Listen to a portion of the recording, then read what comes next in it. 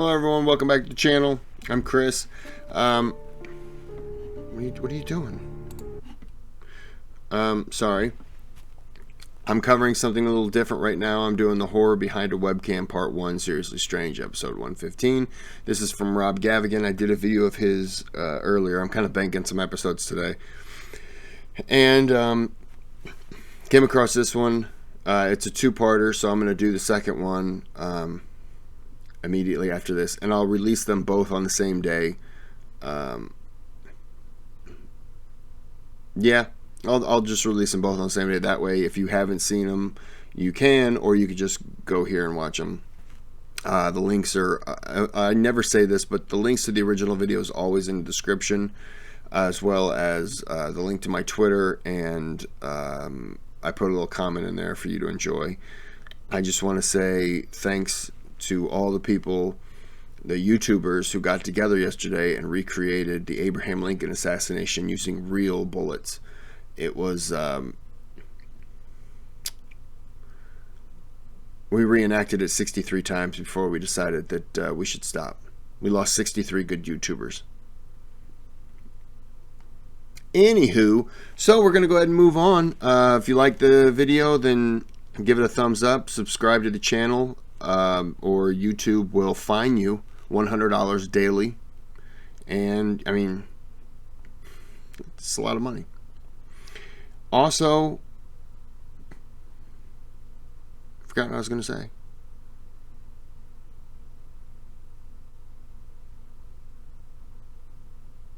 Yep, forgot.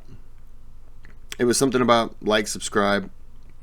Oh yeah, leave a comment in the comment section. Tell me if there's other videos of other channels to check out.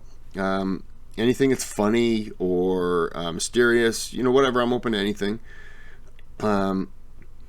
So without further ado, I'm gonna go ahead and get into this video, and let's see what he has to say about the horror behind a webcam.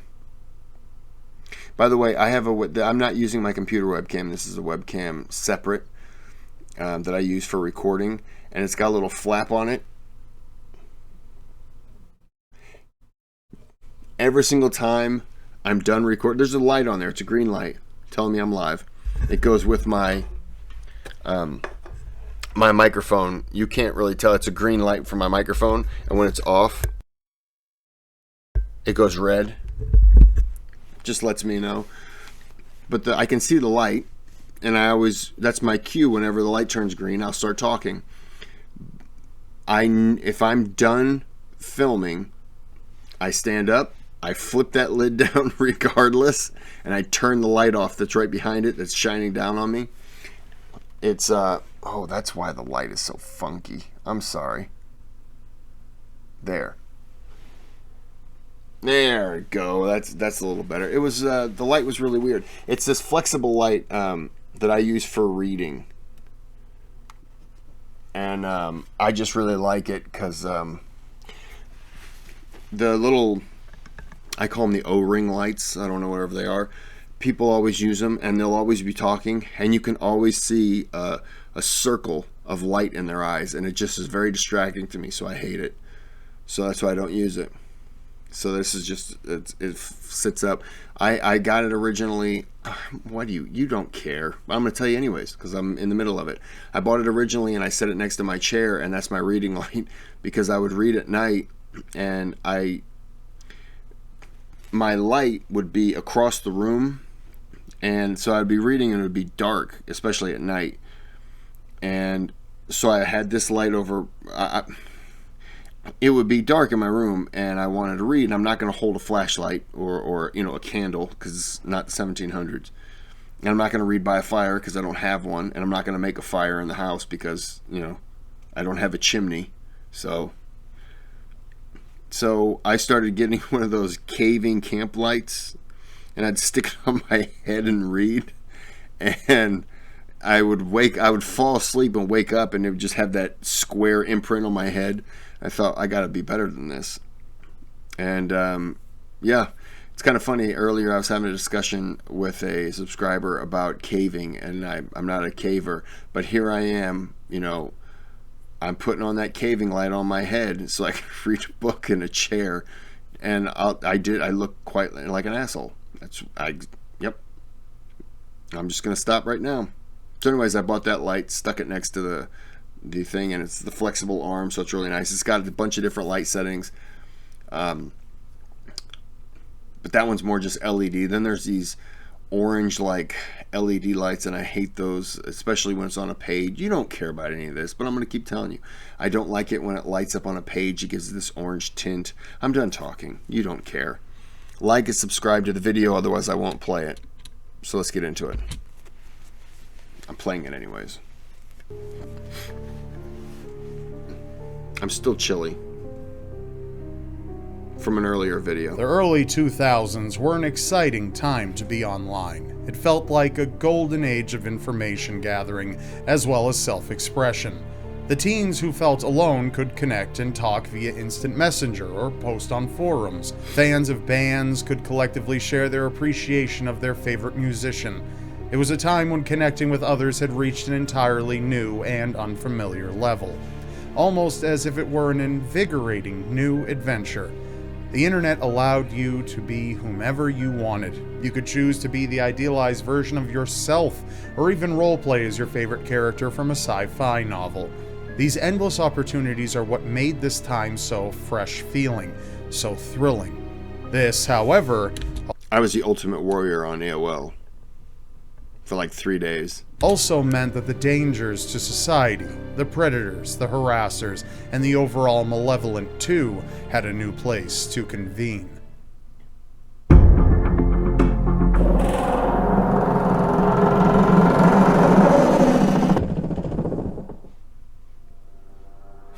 While the internet is often used as a place to interact with friends, it's also a place where the loneliest of people go. Many log on in hopes of finding answers to issues that are plaguing their lives. Others look for a stranger to merely listen to them vent. In the early 2000s, forums were frequently used, and unsurprisingly, there was a forum or a chat group. How many people out there remember the forums and actually went to them? Where there was message boards and all that stuff. If you're old enough to remember those were huge. I mean, they're still big in some places, but you know, that was big. Message boards. I mean, I remember AOL. So,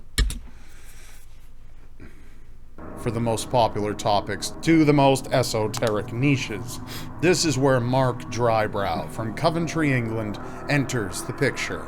In his youth, Mark had been an outgoing teenager, and his life was going well. He had friends, a girlfriend, and a typically happy life. He studied computer engineering in college, and everything seemed to be going according to plan. Much like most bad news, out of nowhere, he was hit with a viral infection that his girlfriend had as well. This was a turning point in Mark's life. He never felt as though he fully recovered, and neither his mind nor his body felt the same. This caused massive internal turmoil for him, as he no longer felt the motivation to do anything, and tragically, all that had brought him pleasure was suddenly no longer. His girlfriend left him, he no longer went to class, and then finally left the university entirely. It seemed as though all the joy had been so suddenly and abruptly sucked out of his life, that he was left empty-handed. Understandably, Mark fell into a deep depression that halted everything in his life. The laughter, the excitement, the rush of endorphins he once could feel had completely vanished. For the next 10 years, Mark was miserable. What the hell happened to him? What kind of virus was it? And went through lows and lower lows. He lived alone in an inherited house. He struggled to take his medication, which then led to psychotic fits, and inevitably ended up feeling even worse than before, even though that felt impossible. In the summer of 2005, on July 1st, Mark found his way to a website titled alt.suicide.methods. Under the real fast, if you are someone who does have suicidal thoughts or anything like that, just stop the video. And I'm not even joking. Like, there are people. If you don't want to talk to your family because you don't think they can relate to you, there are hotline numbers. I don't know any off the top of my head. I'm not a suicidal person. I don't think about those things. But I'm serious. Reach out. You could probably call a random number and just say, I have suicidal thoughts. And if the person took you seriously, they would totally listen to you. Find someone to talk to. Find someone not even to talk to. Just find someone to listen to you. Because a lot of times it's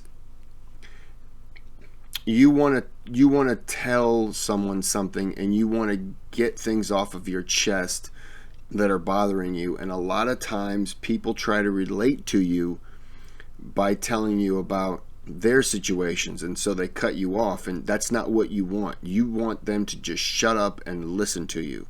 And I don't care if you have both walked the same line. People handle things differently. Just listen.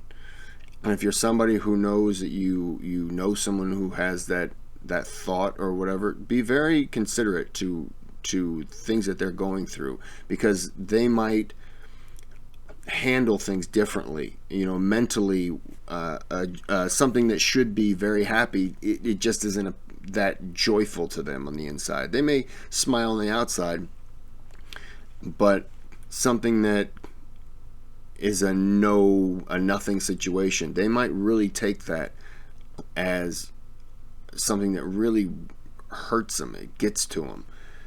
And just be considerate and to that. And if you're seriously someone who has considered suicide, hit me up on Twitter and I'll talk to you directly. I don't care.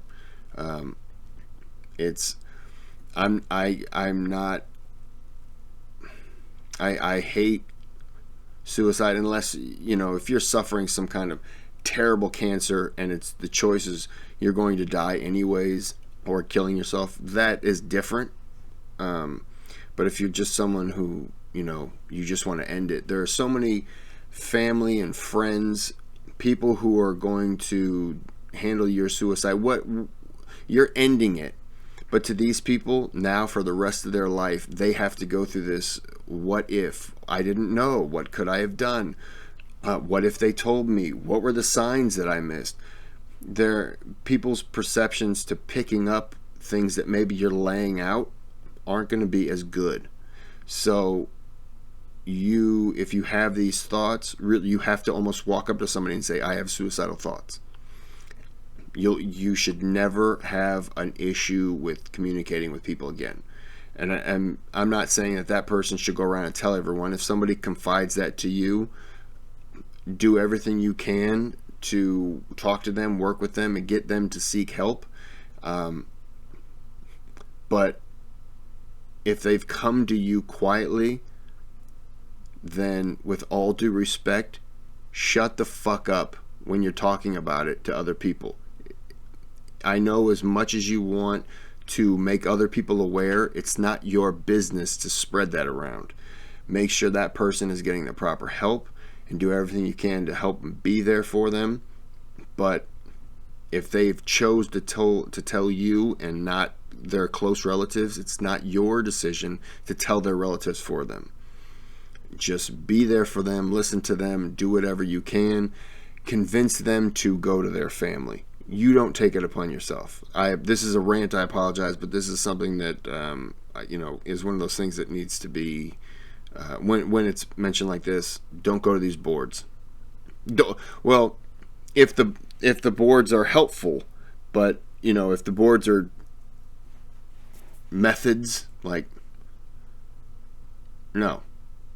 Seek real help. And if you don't know what real help is, look up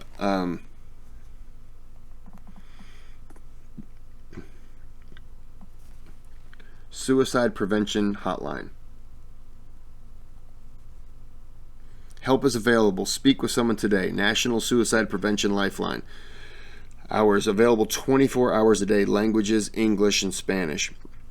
The phone number, 800-273-8255.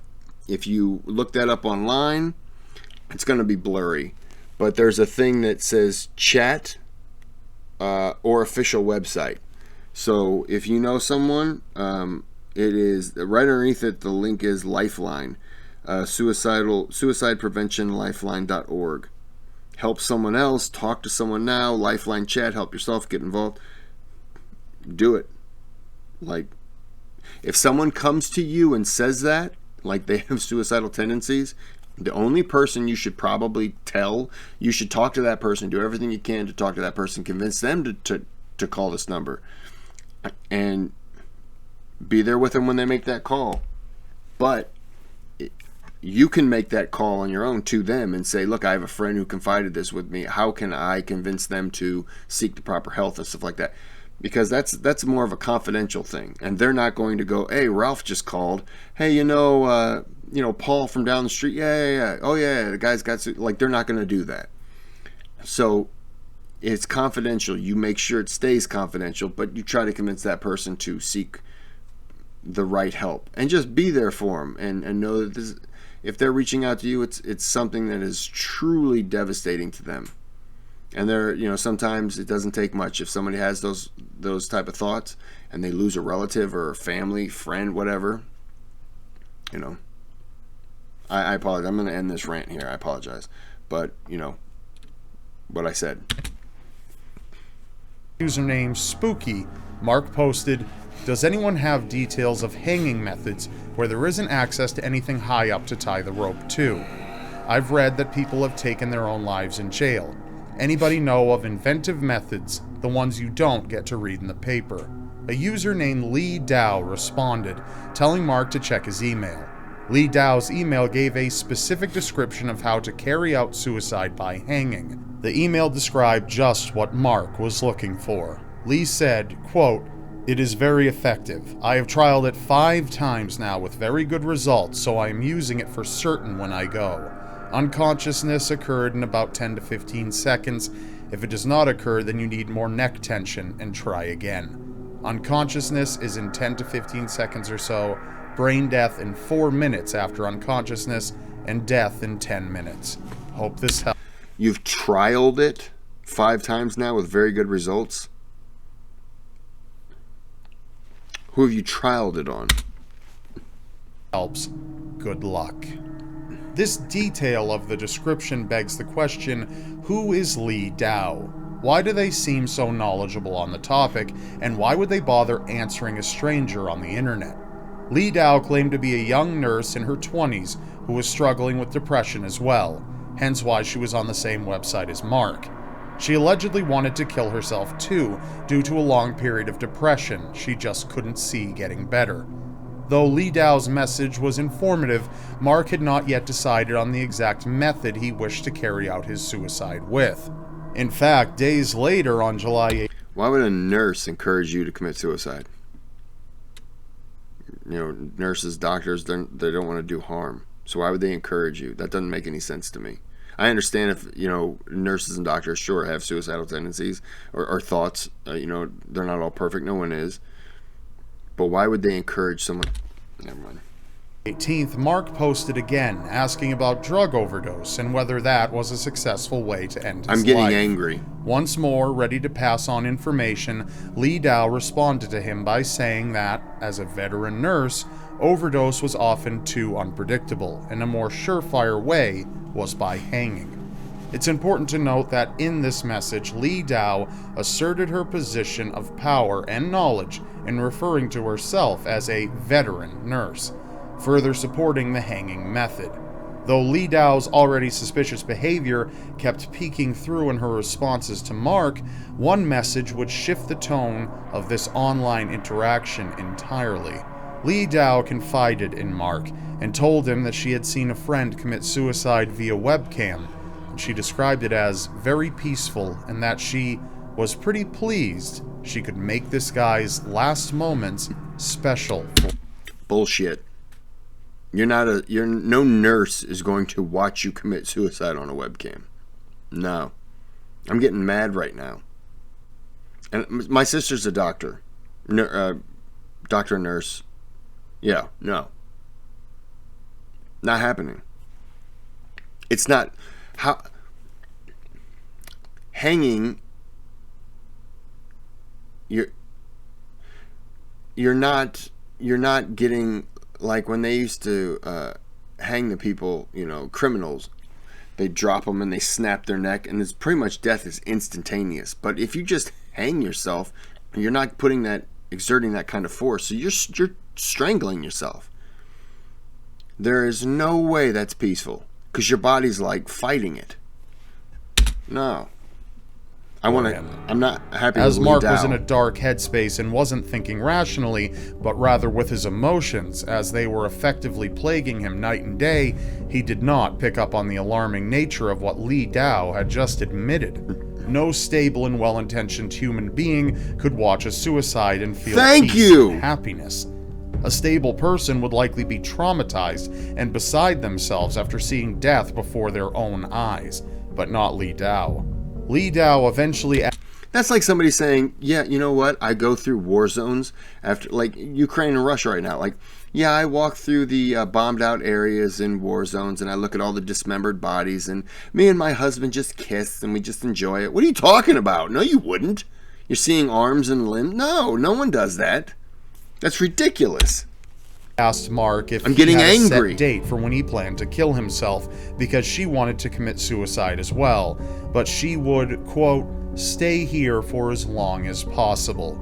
Though this was not an explicit way to ask to form a suicide pact, Lee Dow's verbiage did imply as much.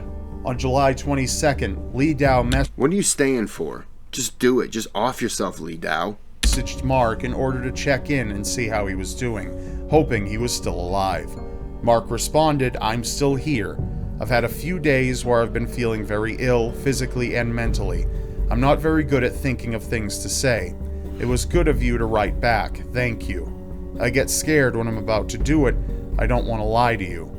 I keep holding on to the hope that things might change. Caught between being suicidal and considering it. Same old story. I'm dying, but slowly, day by day. I don't want to waste anyone's time. If you want someone who's suicidal, I'm just not there yet. Every single person in the world would want their time wasted.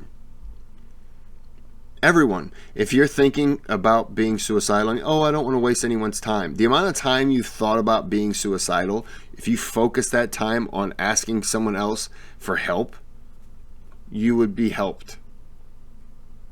I'm not saying that the help would be perfect. You would be helped. People would reach out to you. If you were to call the hotline number, you would have help.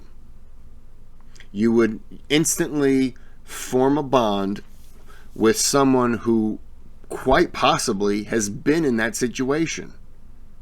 Or a doctor who's going to talk about your history. What is leading up to this? Is it a pain in your body? Is it just an uncontrollable feeling? Like, work it out. Let's work through these feelings. What's causing it? That's the root of the problem. Hanging yourself isn't the end of the problem. It's the end of your life. But now it's a start of a problem for everyone else in your life. It's the easy way out. Yes, I understand that. But for everyone else in your life who had no idea, this is now a lifelong battle of what did we do wrong? What signs did we miss? Don't do it. Just call the number. That's it. You either do it or you don't, and I don't and haven't. I'm used to being alone. Sorry, I admire your courage. I wish I had it. On a positive note, it seemed as though Mark may truly have been considering postponing, if not even abandoning his plan to end his own life. Good. However, the fact that he saw courage in the act of suicide did not bode well, as it further underlined how skewed his mindset had become due to his continual... What courage did Lee Dow have? They didn't do it. They had never said, I myself have done it. No. They helped someone else do it and it was peaceful. Bullshit. They haven't done it. So what courage do they have? I could sit here and tell you I could do it. It's the easiest thing ever. But if you put me in that situation, no, I'm not doing it. I enjoy this thing called life. And I get one choice at it. One go at it. Unless in the afterlife I get bonus and then I get another round. Which is, it happens, I guess, maybe. I don't know. Reincarnation. I mean, Tupac's back. right? Maybe. But this is angering me. I'm halfway and I'm angry. Worsening mental health. On July 26th, Mark's sister, Carol, had arranged to meet him at the park the next day. On the morning of the 27th, they reconfirmed that they had plans to see each other later. However, Mark never arrived. Carol drove to his house concerned. On the door, she found a note that read, "Please call the police. Do not go upstairs. Go home. Hand this note to the police." Though the note was chilling, Carol ignored it and went inside. She found her brother, Mark, hanging from a rope attached to a ladder propped up by the door.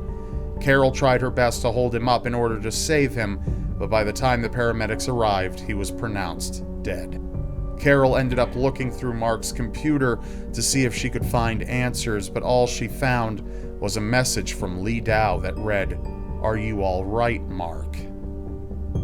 While so far the website alt.suicide.methods was seemingly entirely grim, morbid, and almost worthy of being deemed illegal, this site and others similar, like alt.suicide.holiday, known as ASH, were also places where people went for support from others, for motivation to keep going. Those websites were an internet variable of Schrodinger's cat. The facts still remain that it was dangerous for chat rooms or forums to be mixed in terms of their intention, because one logging in begging to find a reason to keep living might be met by someone exactly like Lee Dow. It's tragic to imagine someone reaching for a lifeline and instead... on the sites, not method, the other one, ASH, alt suicide method was ASH, that forum should have had moderators that would go through, they would just comb through the posts, and if there was any post of encouragement towards suicide, should have immediately removed it and banned that person, just to keep it on a focus of we're all in this together, we're all trying to live, we're all trying to if it should have been handled that way. I don't know if it was. I myself have never been suicidal. It's just not it's never crossed my mind. It has never been a serious thing for me, because I think about my family, and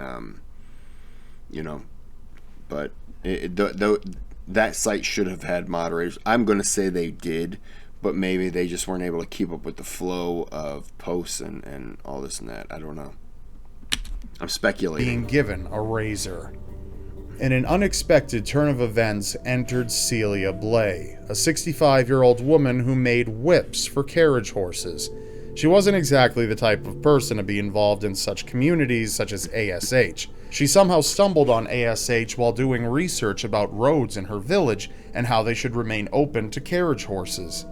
In a short time, Blay became familiar with the site and even made friends with some of the community.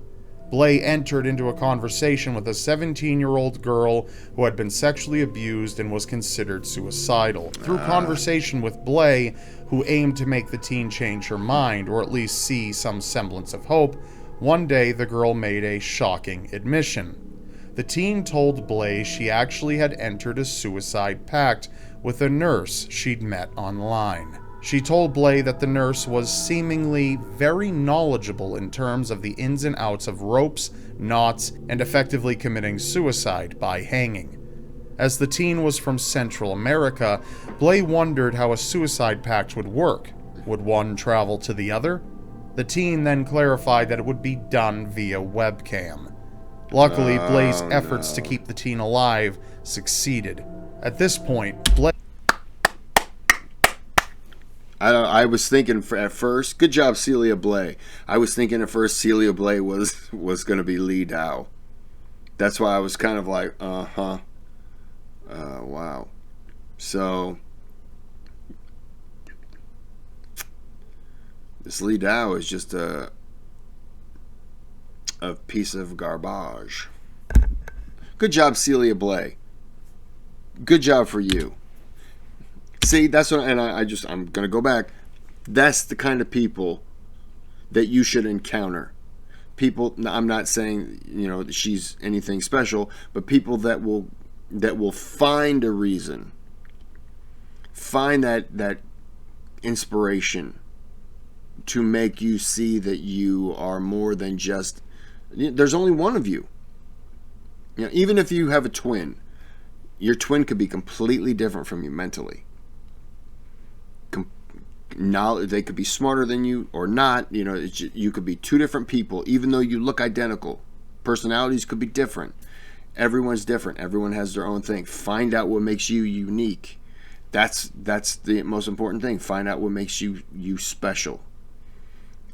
Find out what your talent is, and go from there.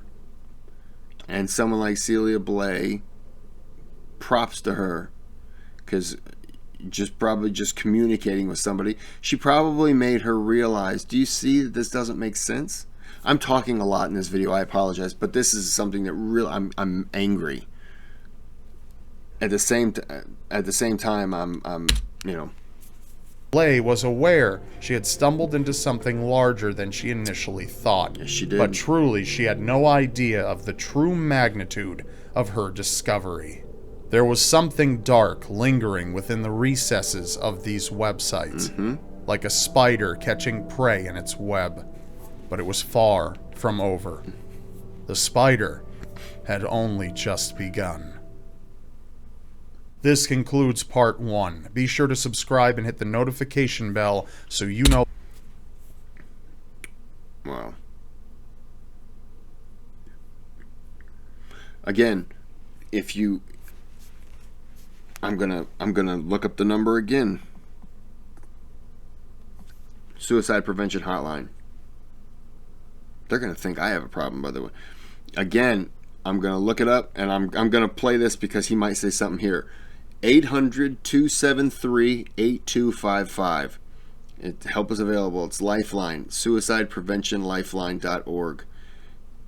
No joke. If you know someone who's had an issue, thinks about it, you should seek it out. I'm gonna let this play and see if he covers anything. The conclusion is uploaded. Thank you. This episode is sponsored by NordVPN. I didn't know if he was gonna go through there, but yeah, like, no, I'm just scrolling. It's just okay, yeah, no joke.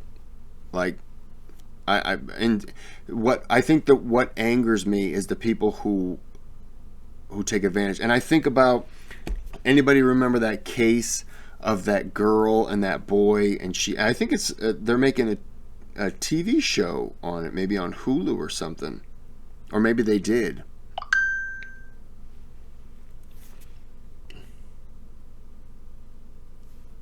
Sorry, there's another YouTube channel. Where this girl kept, the boy had suicidal thoughts, and the girl kept encouraging him to do it, and then, like, she called him a baby or something like that, and then he finally did it, and then she used it as an excuse to get attention in class, and then they figured out it was her who was basically just, like, mentally and verbally abusing him. Now, in some aspects, what she did was just shows that she's human shit, but when someone is, and my opinion on this has changed, like, if somebody was saying that to me, I'd be like, oh, shut up. But when someone is that down, they are mentally weak. I'm not insulting you, it's just a fact. A mentally strong person is going to listen to that and just go, yeah, no, you just go away now, because it means nothing to me. When a person is low like that, they are mentally weak. And so things like that, especially like a repetitious, if that's the word I'm thinking of, yeah, like abusive kind of suicide, just reinforcing how suicide is better for them, they'll do it, and they're gonna think that that's the right thing, because the person they care about is telling them the wrong thing. So I'm gonna end this here. I'm gonna watch part 2 immediately after this because I'm angry. But yes, seriously, If you know someone who's, got these tendencies, or somebody comes up to you, don't push them aside. That they're confiding in you. There's a reason they're confiding in you. There's something trustworthy in you, and don't abuse that. Just listen to them. Don't turn it about how you don't know, because they don't care about that. Their problems are bigger. Just listen to them. When you get done listening to them, make sure they're okay. Check in on them. Then you can call that line and say you have a friend. Don't give the name, because they probably don't want. How can I reinforce that this person needs help? They've come to me. They obviously need help. They know it. But how can I get them to take that next step? But you don't take that step for them. It's not your business to take that step for them. They have to do it. It's like an alcoholic. When you force an alcoholic in, the alcoholic has to hit rock bottom. You can't force them to make that decision. Drug addict, you can't force a drug addict. It's either crack cocaine or me. Bye. They have to hit rock bottom. Well, rock bottom for somebody who's suffering from suicidal tendencies is ultimately the end.